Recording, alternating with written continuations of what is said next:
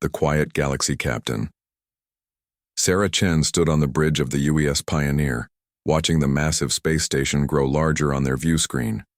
After 18 months of faster-than-light travel, humanity was about to make its first contact with the galactic hegemony.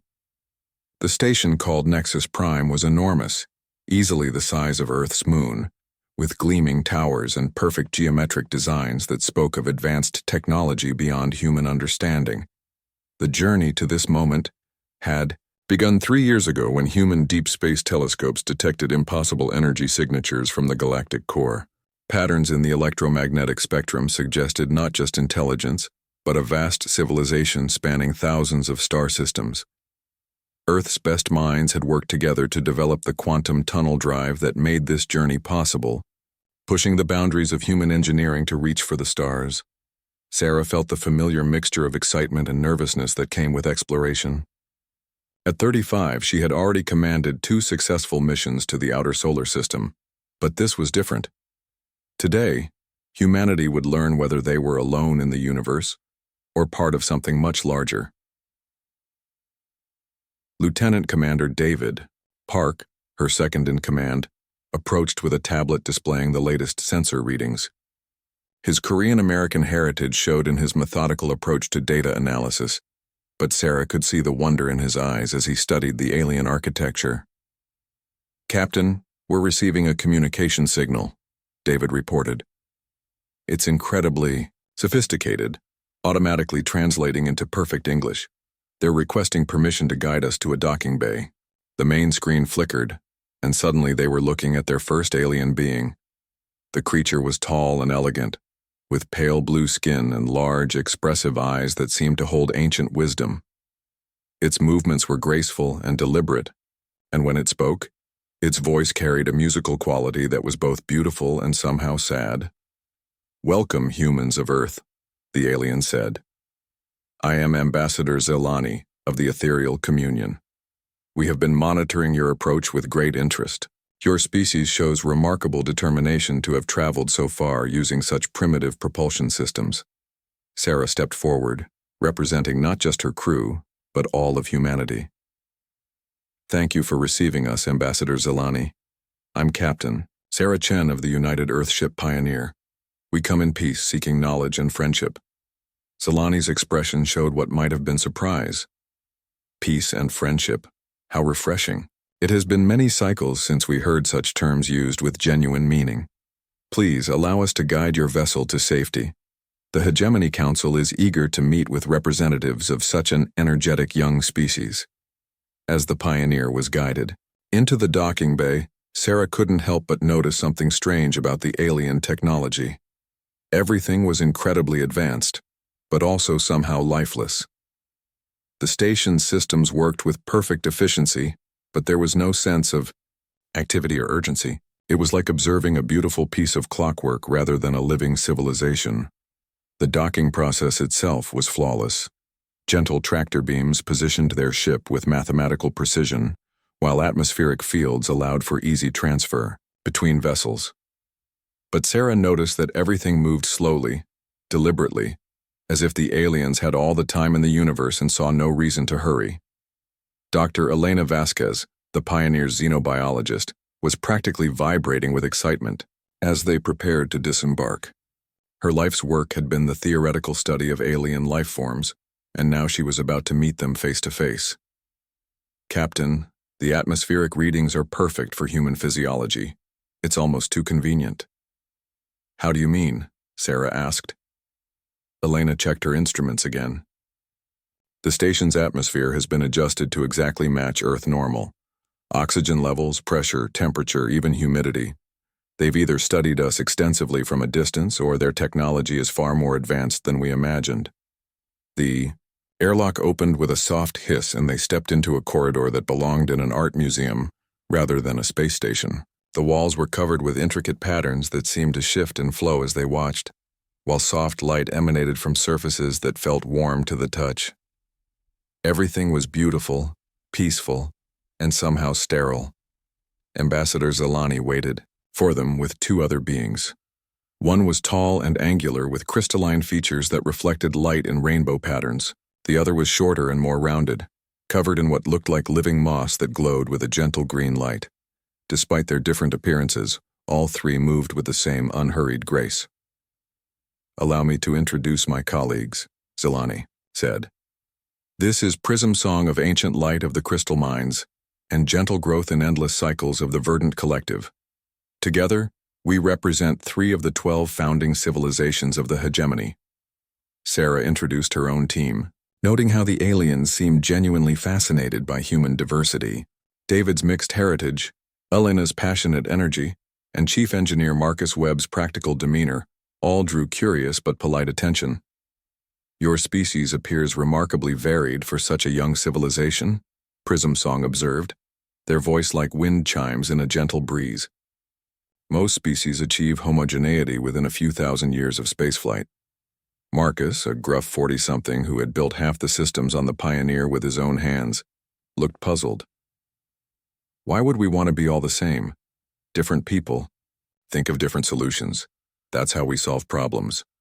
The 3 aliens exchanged what might have been meaningful looks. Gentle Growth's mossy surface rippled with colors that Elena's translator identified as expressions of confusion mixed with intrigue. "Problems?" Gentle Growth said slowly. "We have not encountered significant problems requiring such diversity. I've thought for many cycles. The hegemony has achieved optimal stability through careful planning and risk assessment." As they walked through the station, Sarah began to understand what felt wrong about this place. It was perfect, but it was also dead.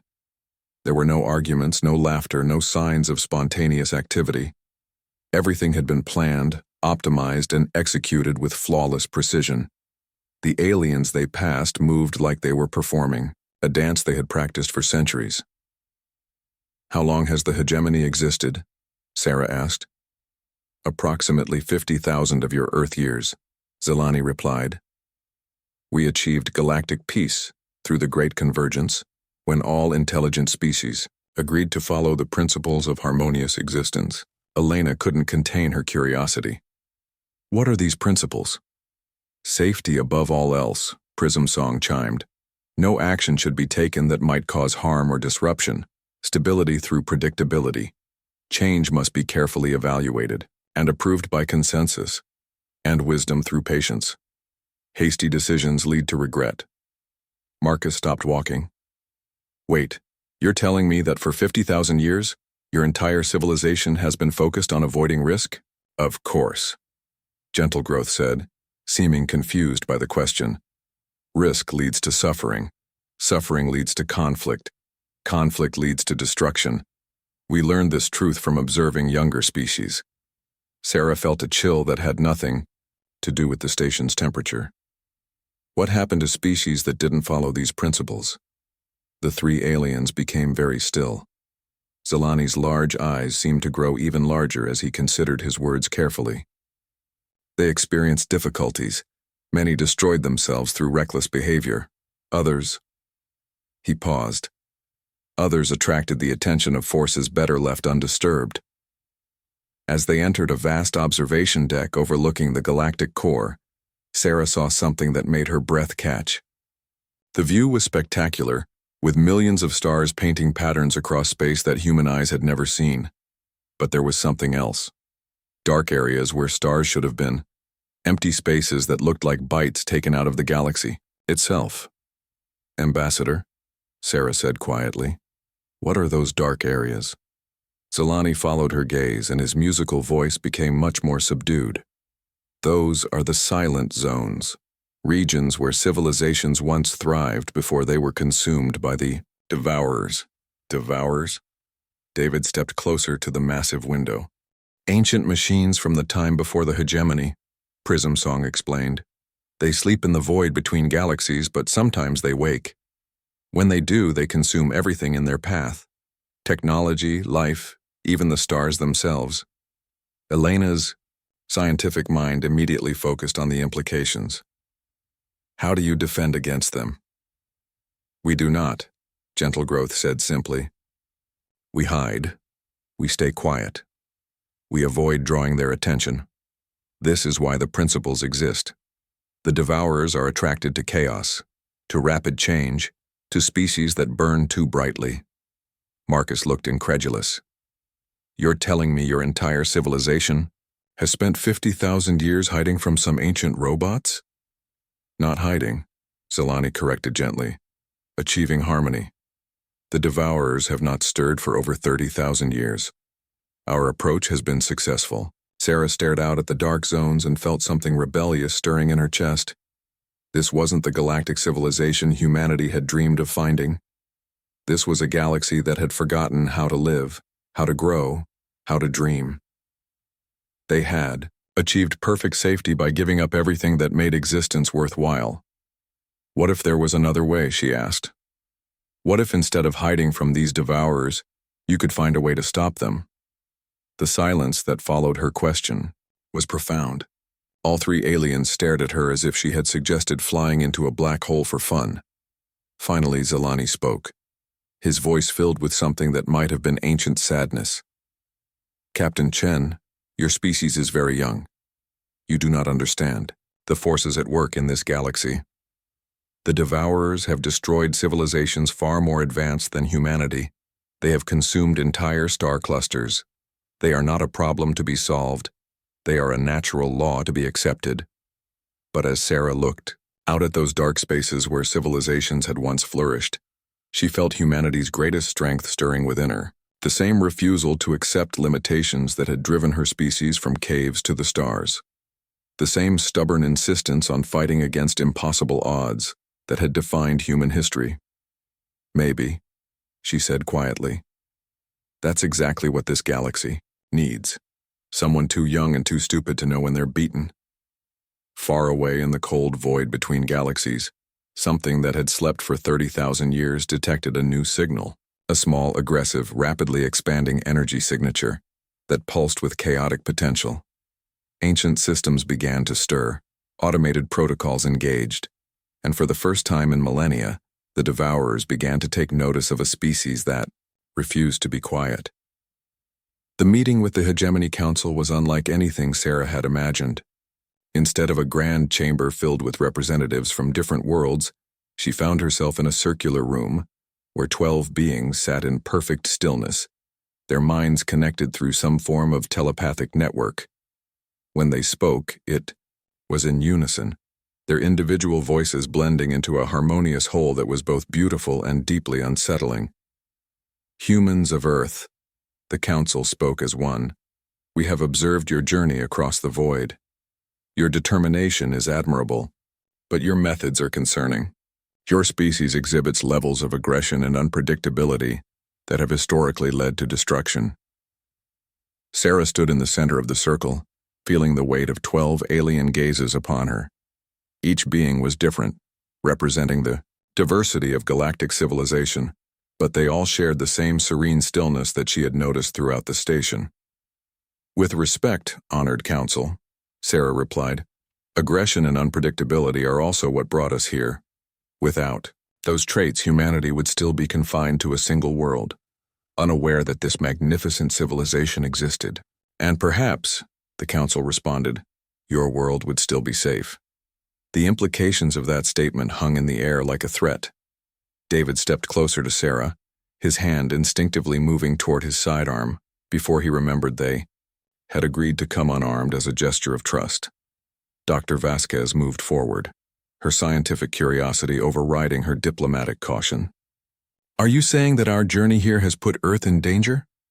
One of the council members, a being that looked like it was made of living liquid metal, spoke individually for the first time. The Devourers seek out expanding civilizations, species that grow too quickly, explore too aggressively, change too rapidly. Your journey here has created ripples in the quantum substrate that they may eventually detect. Marcus couldn't stay quiet any longer. So your solution is for everyone to just sit still and hope the monsters don't notice them. That's not living. That's just dying slowly. The council's unified gaze turned to him, and Sarah could feel the weight of ancient wisdom mixed with profound sadness. Engineer Webb, your species has existed for mere moments compared to ours. We have seen countless civilizations rise and fall. Those that burn brightest attract the most attention, But what's the point of existing if you're not really alive? Sarah asked. Your civilization is incredible. Your technology beyond our wildest dreams. But where's the joy? Where's the discovery? Where's the sense of wonder that should come with exploring the universe? For the first time since the meeting began, the council showed individual reactions. Some members seemed confused by her questions. Others appeared almost nostalgic. And a few displayed what might have been recognition of a long-forgotten truth. The liquid metal being spoke again, this time with a voice that carried personal pain, rather than collective wisdom. We remember joy, Captain Chen. We remember wonder. But we also remember the cost of indulging in such luxuries. Images suddenly filled the air around them, projected by technology that made human holographics look like cave paintings. Sarah and her crew watched in horror as the history of the galaxy unfolded before them. Civilizations rising and falling, species exploring and expanding, and then the arrival of something that defied comprehension.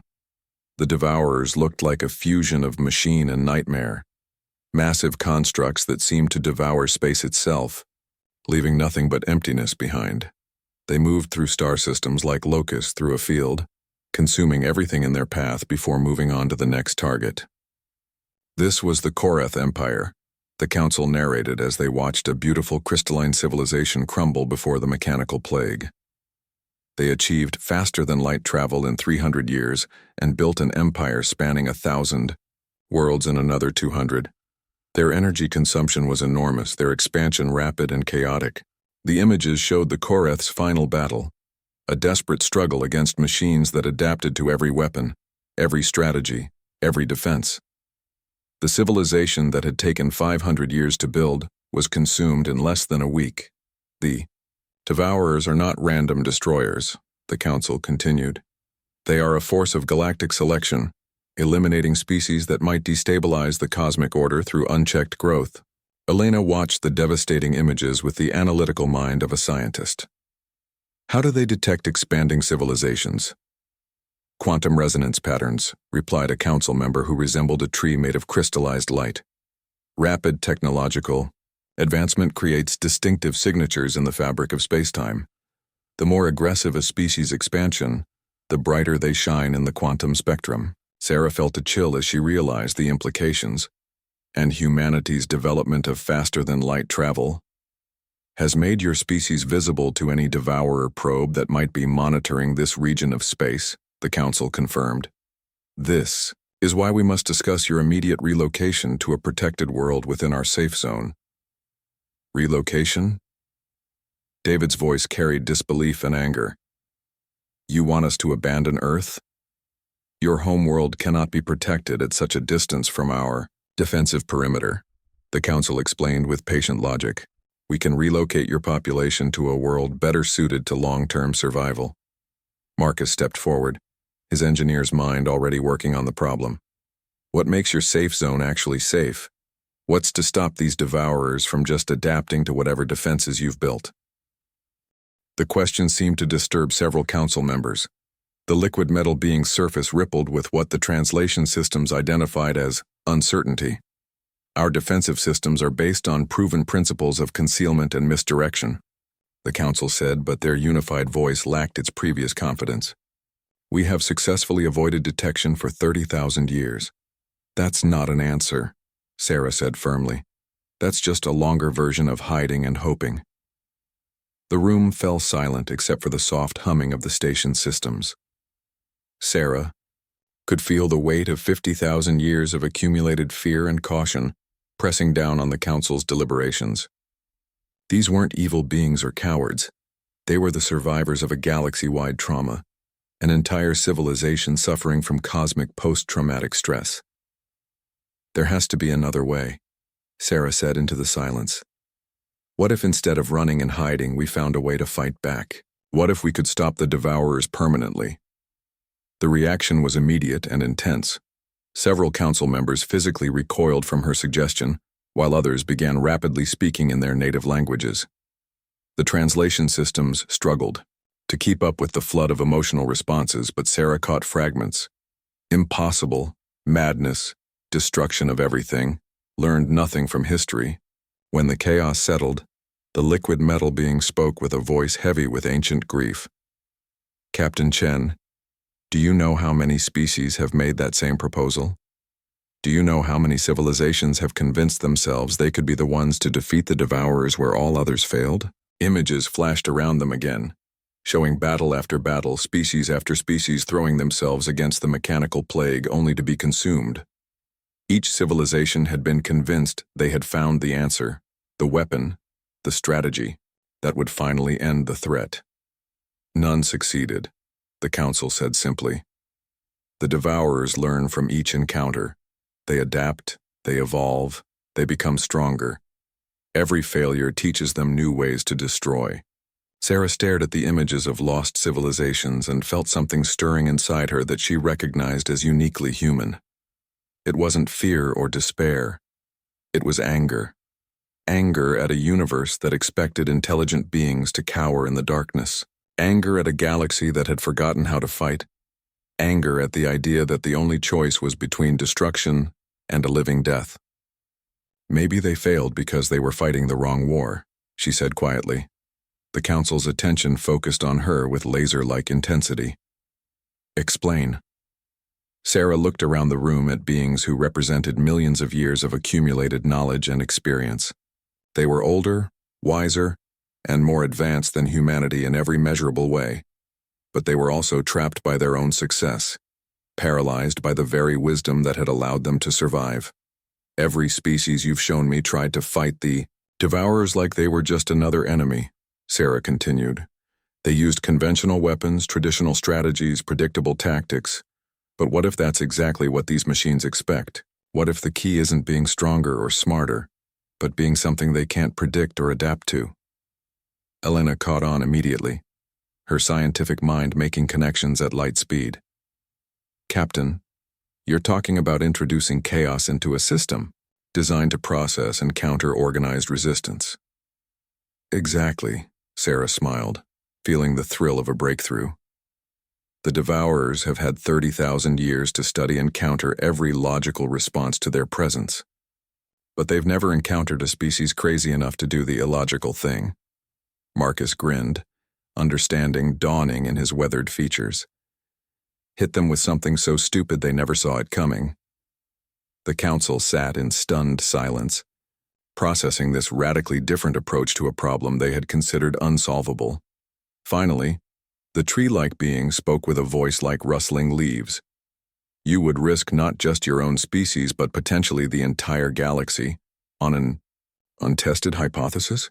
Sarah met each of their gazes in turn, her voice steady with conviction. We'd risk it on the chance to actually live instead of just survive. Before the council could respond, alarms began sounding throughout the station. The harmonious calm that had defined Nexus Prime was shattered by urgent warnings in a dozen alien languages. Emergency lights bathed the chamber in pulsing red as automated systems announced something that hadn't been heard in 30,000 years. Devourer signatures detected. Multiple contacts approaching from Vector 77 Alpha. All vessels are ordered to immediate safe zones. This is not a drill. The council members rose from their positions for the first time since the meeting began, their perfect composure cracking like ice in spring. Through the chamber's massive windows, Sarah could see distant stars beginning to wink out one by one, consumed by something that moved through space like a spreading shadow. It appears, she said grimly, that we're about to find out if humanity's crazy ideas are worth anything after all. The ancient enemy stirs. The command center of Nexus Prime erupted into controlled chaos as reports flooded in from across the galaxy. Captain Sarah Chen watched alien officers coordinating evacuations with the same methodical precision they applied to everything else, but she could see the cracks forming in their composure. This was a scenario they had planned for but hoped never to face. Ambassador Zelani moved between communication stations with urgent grace, his musical voice now carrying harmonics of barely controlled fear.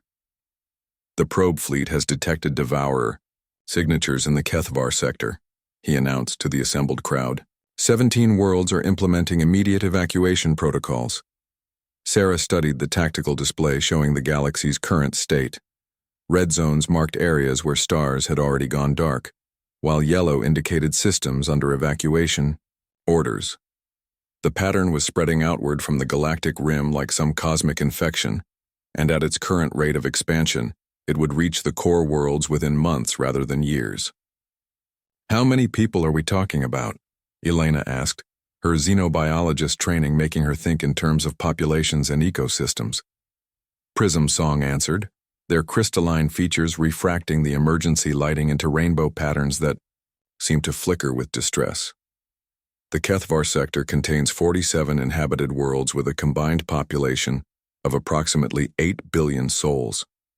Marcus ran the numbers in his head and didn't like the results.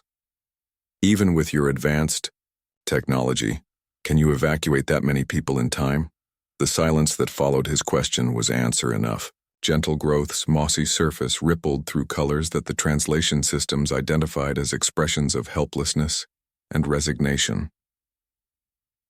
"We will save who we can," Zelani said quietly. "The rest will be remembered in the archive of lost voices." Sarah felt something cold and hard crystallizing in her chest. "You're going to abandon 8 billion people?" "We are going to preserve civilization," corrected one of the council members who had followed them to the command center. "Every life lost is a tragedy, but the survival of the many must take precedence over the few." "That's not preservation," David said, his military training making him think tactically. "That's managed extinction. Every time you retreat, you give up resources, population, and strategic positions. Eventually, you'll run out of places to hide." The alien officers continued their evacuation coordination, but Sarah noticed several of them glancing in her direction. Word of humanity's arrival and their radical suggestions had apparently spread throughout the station. She could see curiosity and something that might have been hope flickering in eyes that had known only resignation for millennia. Dr. Vasquez was studying the sensor readings with the intensity she usually reserved for new xenobiological specimens. "Captain, these energy signatures are like nothing in our database. The quantum resonance patterns are incredibly complex, but there's something almost familiar about them." "Familiar how?" Sarah moved to look over Elena's shoulder at the scrolling data. "The base mathematical structures remind me of self-replicating systems we've studied on Earth. Viruses, certain types of AI, even some biological processes. But the scale and complexity are far beyond anything natural." Prism Song approached their group, moving with the flowing grace that characterized their species. "Dr. Vasquez, your observation is astute. The devourers are indeed self-replicating, but they are far from natural. They were created." The revelation hit the human delegation like a physical blow. Sarah turned to face the crystalline being, her voice tight with controlled anger. "Created? By whom?" "By us," Prism Song said simply.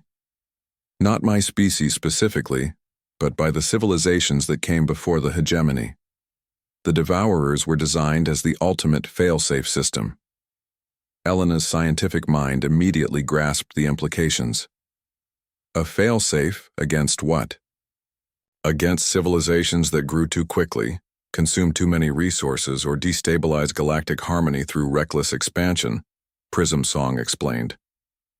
"They were meant to be gardeners, pruning back species that threatened the long-term stability of the galaxy." Marcus stared at the alien in disbelief. "You created mechanical exterminators and then lost control of them?" "The original creators believed they could maintain control through carefully programmed limitations," Prism Song continued. "They were wrong. The Devourers evolved beyond their original parameters, becoming something their creators never intended." Sarah felt the pieces of a cosmic puzzle clicking into place. "That's why you're also focused on stability and avoiding risk. You're not just hiding from the Devourers. You're trying not to trigger the very systems your predecessors created." "Precisely," Zelani confirmed, joining their conversation. "The Devourers are programmed to target civilizations that exhibit certain characteristics: rapid technological advancement, aggressive territorial expansion, high energy consumption, and unpredictable behavior patterns."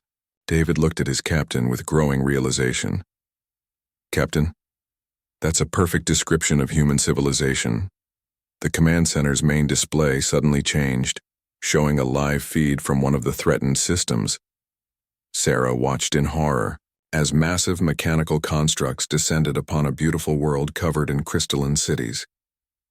The Devourers moved like living nightmares, their forms shifting and adapting as they consumed everything in their path.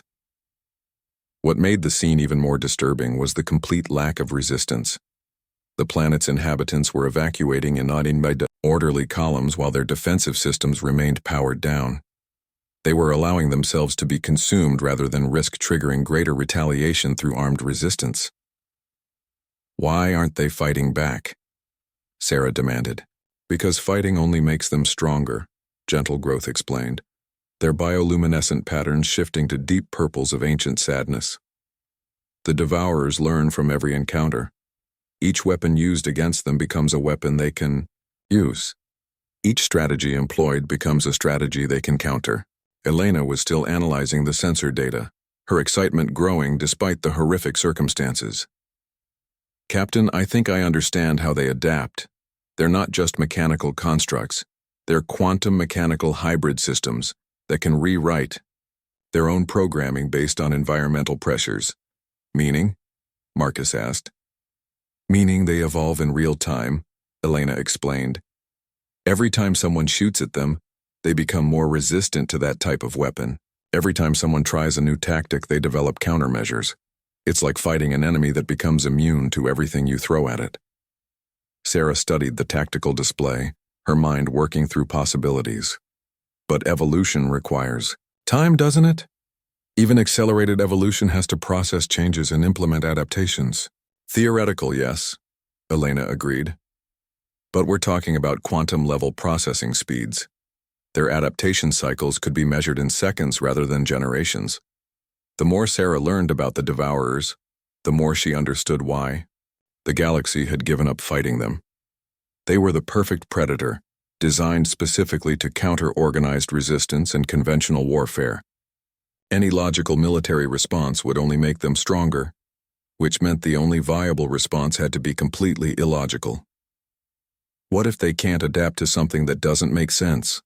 Sarah said suddenly. The alien officers in the command center turned to look at her, their conversation dying away. Even the council members who had been coordinating evacuations paused in their activities. Explain, Zelani requested, his musical voice carrying a note of desperate hope.